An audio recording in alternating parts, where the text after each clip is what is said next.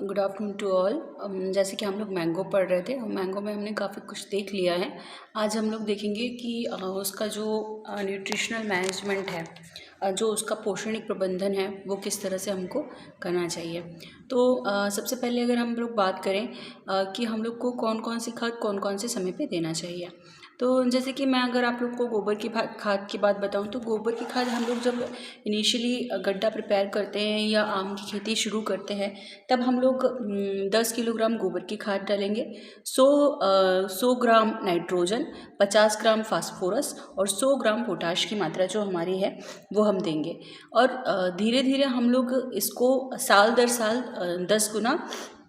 10 वर्ष की आयु तक प्रतिवर्ष हम इसको बढ़ोतरी करते जाएंगे। जैसे हमारा जो प्लांट है वो 5 साल की उम्र तक आएगा, तब हम लोग उसमें 50 किलोग्राम गोबर की खाद, 1 किलोग्राम नत्रजन, 500 ग्राम फास्फोरस और 1 किलोग्राम पोटाश प्रतिवर्ष देंगे।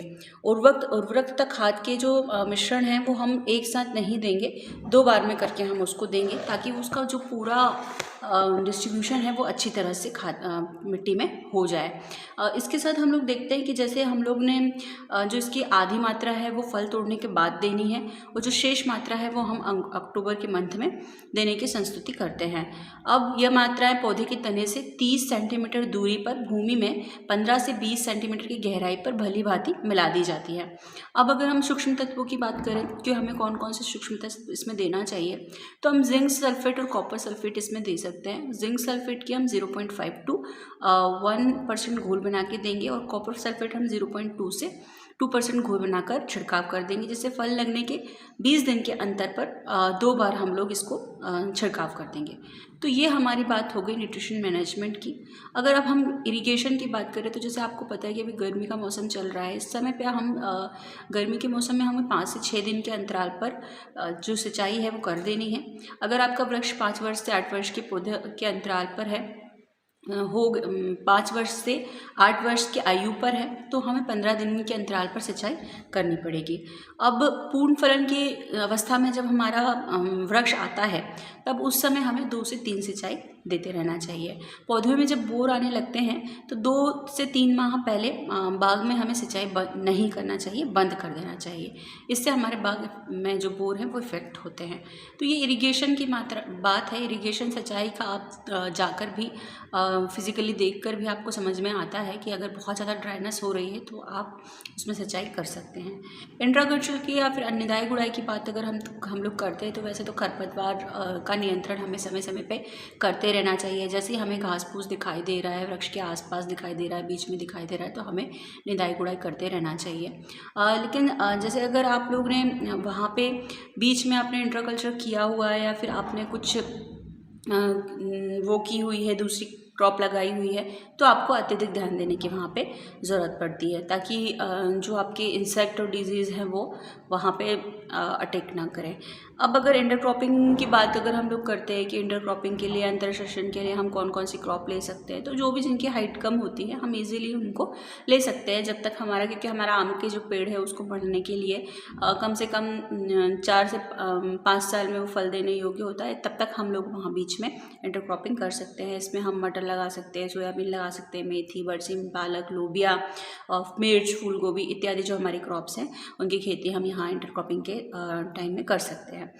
नेक्स्ट अगर फ्लावरिंग एंड फ्रूटिंग की बात अगर हम लोग करते हैं, तो जैसे आप लोग जानते हैं कि फरवरी मार्च में जो है बोर आना शुरू हो जाते हैं, और मई जून से जो आप देखते हैं कि फल आना प्रारंभ हो जाते हैं। आम जो आपका है वो mainly highly cross pollinated crop है। इसमें आप देखते हैं घरेलू मक्खी से लेकर हनी बी से लेकर सभी लोग योगदान इसमें देते हैं।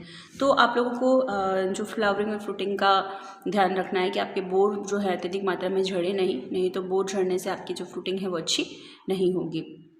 अब आप कैसे पता करें कि आपकी जो स्टेज है वो मैच्योरिटी पे आ चुकी है, फल आपका पकने की अवस्था पे है। तो जब भी आप फल को तोड़ते समय ध्यान रखेंगे कि उसकी गुणवत्ता किसी तरह से प्रभावित ना हो। अगर आपने कच्चा भी तोड़ लिया तो भी आपको बहुत ज़्यादा आउटपुट नहीं मिलने वाला है। इसलिए हम लोग ध्यान रखेंगे कि जो हम लोग परिपक्वन स्टेज है उसको कैसे पहचानें। एक तो सबसे पहली चीज़ ये है कि आप देख लें ये कि जो आपका आम है वो हल्का हरे रंग का होने लगेगा, और जो उसका उसका स्कंद भाग है फल की डंठल के सिरे से ऊंचा उठ जाता है थोड़ा सा, तो कुछ जो केरियाँ हैं वो नीचे, फल जो है वो नीचे टपकने लग जाएंगे। इसे समझ सकते हैं कि हाँ ये परिपक्वन अवस्था पे है। इसका जो विशिष्ट घनत्व होता है वो 1 से 0.1 से 1.0.2 के मध्य हो जाता है।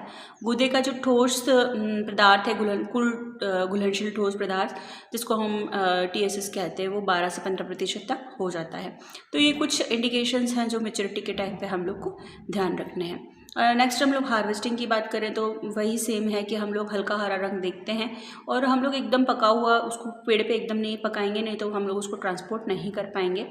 जैसे हम लोग देखें सामान्यतः फल लगने के 3 से 4 महीने के बाद जो है वो परिपक्वन मैच्योरिटी शुरू हो जाती है। फलों का रंग जो हल्का हरा हो जाता है और 1 या 2 फल पूर्ण रूप से पककर डंठल से अलग होने लगते हैं, टपकने लगते हैं, तो आप उस समय पे फल को तोड़ लीजिए। अब नेक्स्ट है राइपनिंग एंड फ्रूटिंग की, मतलब फलों को हम किस तरह से पकाएं। तो ये एक चीज़ मैं आपको बता दूं कि फलों को हमको बिल्कुल नेचुरली तरीके से पकाना है, क्योंकि आम जो आपका है वो क्लाइमेट्रिक फ्रूट है। आप क्लाइमेट्रिक नॉन क्लाइमेट्रिक में अंतर जानते हैं। क्लाइमेट्रिक फ्रूट वो हैं जो हम तोड़ने के बाद भी रख देते हैं तो वो पक जाते हैं, उनका जो रेस्पिरेशन रेट होता है वो उसमें बरकरार होता है, तो ये क्लाइमेट्रिक फ्रूट है। क्लाइमेट्रिक के लिए हम लोग इसको या तो 5 दिन पूर्व तोड़ते हैं, तो जो आपका पुआल या भूसा होता है उसमें आप इसको कुछ दिन 5-6 दिन दबा के रख दें तो वो आराम से ईजीली पक जाएगा। अब अगर बात करें हम ईल्ड की, तो शुरुआती तौर पे जब आपका फल देने योग्य वृक्ष हो जाता है, जैसे 5 साल की उम्र के बाद फल देने लगता है, तब आपको एक वृक्ष से 25-50 फल मिलेंगे। लेकिन जैसे जैसे वृक्ष आपका बड़ा होता जाएगा वैसे वैसे उनकी कैपेसिटी जो है बढ़ती जाएगी। कुछ दिन में 10 वर्ष तक वो 400 से 600 फल प्रति वृक्ष देगा। फिर जब वो 30-40 वर्ष पुराना हो जाता है तो वो एक वृक्ष जो है आपका 2500 तक का जो फ्रूटिंग है वो देता है। तो ये डिपेंड करता है कि उसकी जो एज है वो कितनी है। अब नेक्स्ट चीज़ है कि स्टोरेज हम करते हैं तो कितना टेम्परेचर होना चाहिए। तो सामान्यतः आम के फल के लिए 6 to 9 डिग्री से टेम्परेचर होना चाहिए। 85 to 95% आर्द्रता होना चाहिए, अपेक्षित आर्द्रता होना चाहिए, और 3 से 4 सप्ताह तक हम इसे ईजिली भंडारण कर सकते हैं। दशहरी किस्म को हम 12 डिग्री सेल्सियस पे भी भंडारित इजीली कर सकते हैं। तो ये जो हमारी जनरल इन्फॉर्मेशन है, इसमें एक हमारा प्रोसेसिंग छूट रहा है कि प्रसंस्करण क्या होता है। तो आप लोग को जानते हो कि प्रोसेसिंग एक बहुत बड़ी आजकल देख रहे हैं कि हमें एक बहुत बड़ी यूनिट होती जा रही है। प्रोसेसिंग अगर हम लोग किसी भी चीज़ की कर लेते हैं तो हमें बहुत अच्छी आमदनी उससे मिलती है। इसी तरह से आप जैसे आम की प्रोसेसिंग कर लेंगे, जैम बना लीजिए, जेली बना लीजिए, कैंडी बना लीजिए, स्क्वैश बना लीजिए, इस तरह से हम लोग कई तरह के प्रोडक्ट जो हैं आम से बनाकर रेडी कर लेते हैं। आम पाक होता है, आम मुरब्बा होता है, बहुत सारी चीज़ें ऐसी होती है, कच्चे आम के आपके अचार डालते हैं। तो इस तरह से हम लोग का प्रोसेसिंग करके भी हम लोग बहुत अच्छी जो आउटपुट है वो पा सकते हैं। नेक्स्ट क्लास में हम लोग इंसेक्ट एंड डिजीज़ के बारे में देखेंगे, फिर आपका ये जो चैप्टर है वो ख़त्म हो जाएगा। Thank you.